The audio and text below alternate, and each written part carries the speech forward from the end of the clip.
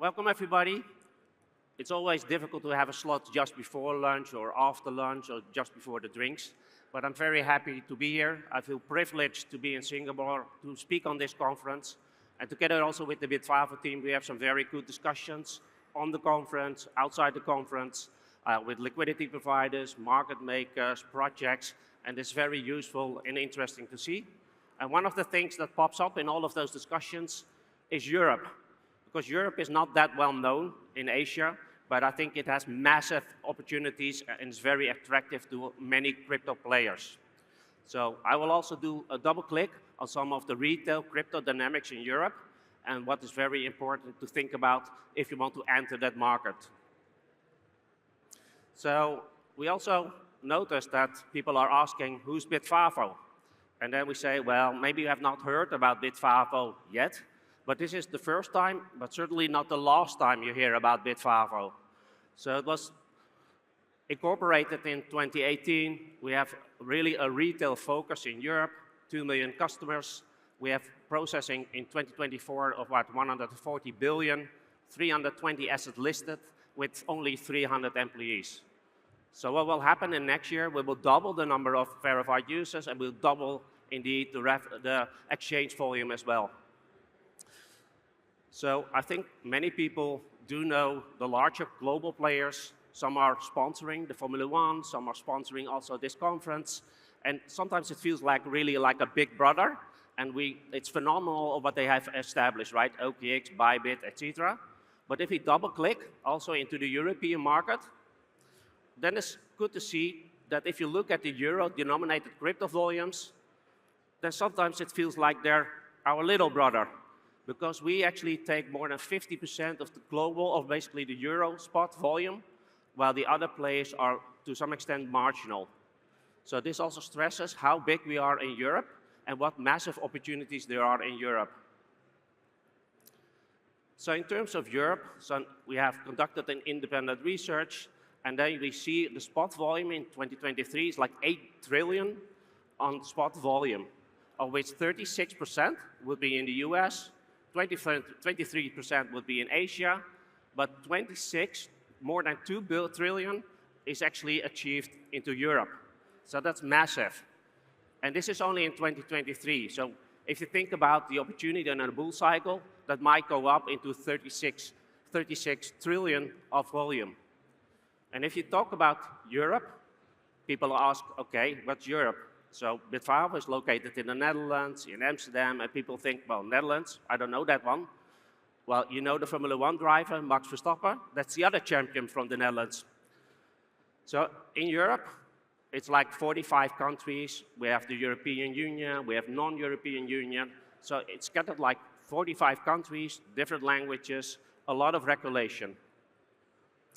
If you double click on some of these retail crypto market dynamics, let's double click on 4 of them. It's the language component, it's the behaviors and culture that also stems back from many, many, many years ago in Europe. It's the regulatory clarity, or to some extent unclarity, and it's also the local payment methods or local payment rails that are evidently important into Europe. On the language, so we have many countries, many states, and despite that English is being globally used, you do actually, if you want to go to market, you need to have a customer user interface, a customer experience that really resonates with the people. It's like also if you go to France and you don't master the French language, you go on a first date, and it's more than Google Translate. If you go Google Translate and you do that on your first date, I probably think you will not be successful. Maybe you end up with a slap in your face. It's the same also rolling out your platform into other countries. So it's much more beyond Google Translate. You really have to understand the language to make sure that people are willing to accept it, that you build trust and people have native, intuitive relation with your platform. So Europe already comes down to an ancient history. So a lot of behaviors and culture are very important in the different countries. So historically, you see that customers tend to have, let's say, an investment focus. And they have a lower risk appetite, and to some extent, they're also a little bit of the older generations.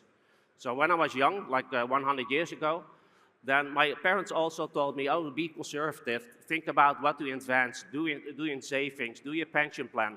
And that's still the case in many parts of Europe, despite that the younger generation will also do much more trading.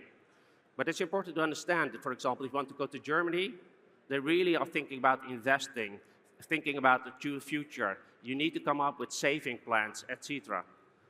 But also, despite that we have the European Union, we have a regulatory context, the interpretation by each single country is still different. Also, the political and social context also drive different behaviors in crypto acceptance. If you take, for example, France, well, a lot of regulations on accounting or taxation. It's not really science, it's more like art.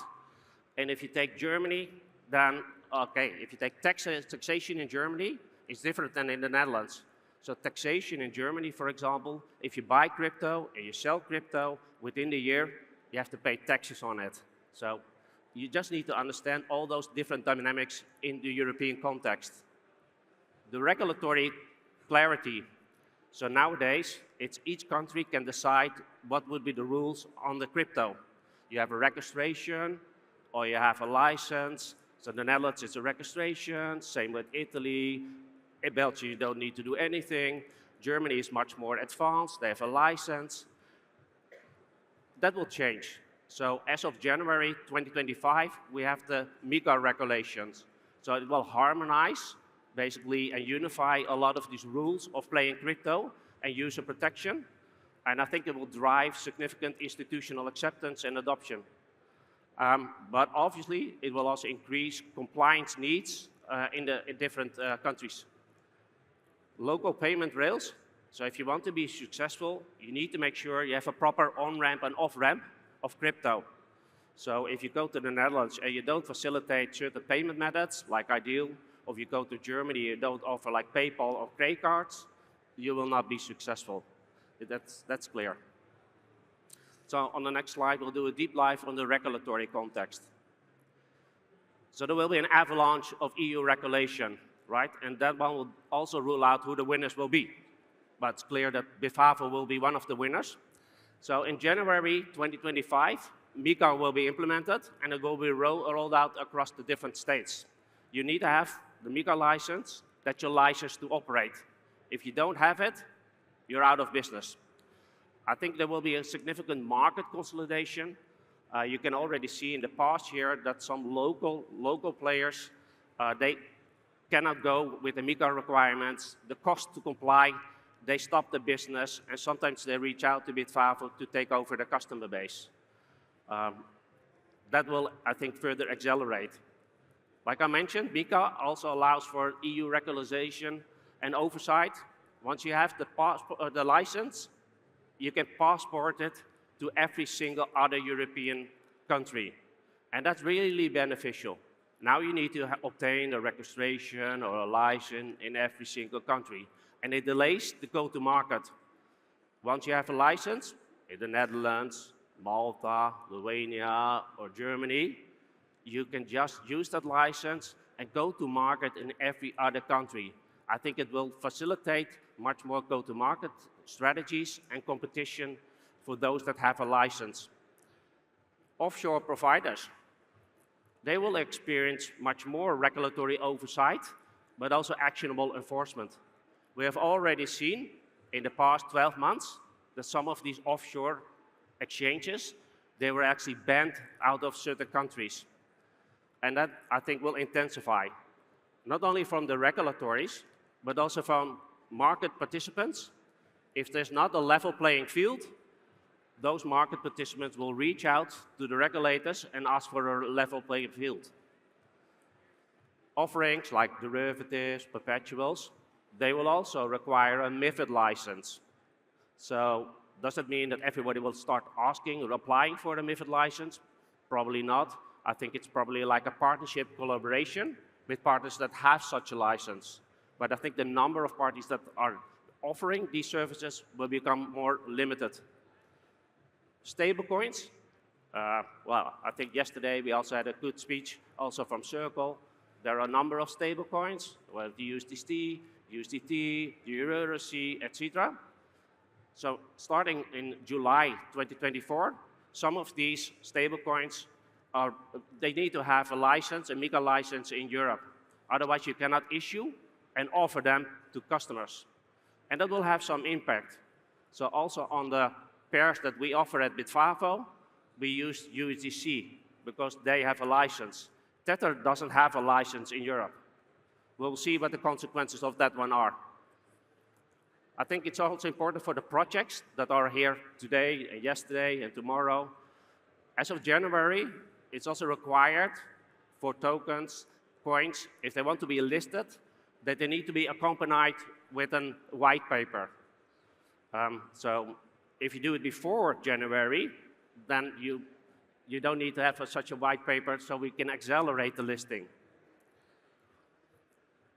So coming back to why Europe is a very interesting retail crypto market, let's have a discussion on-site or off-the-site. You can contact us. So the crypto market is growing rapidly in Europe, and is really a significant, strong market. It's like 45 countries. It's 750 million population. It's like 10% of the population, but they include like 50% of the global gross domestic product.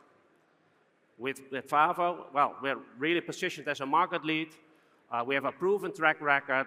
We will get the licenses, and basically, we are very resilient in all market circumstances. We only don't live by bulls, but we can also survive in bears. The MiCA, like what I explained, that will definitely change the landscape, and some players will significantly benefit. For Bitvavo, for sure. Again, I think it's good to iterate and stress that the European market, besides Asian, besides the US market, it's massively attractive to industry players. It's a huge retail-focused area with sufficient margins to be realized. So thank you all for your attention, and you can always contact us. Thank you.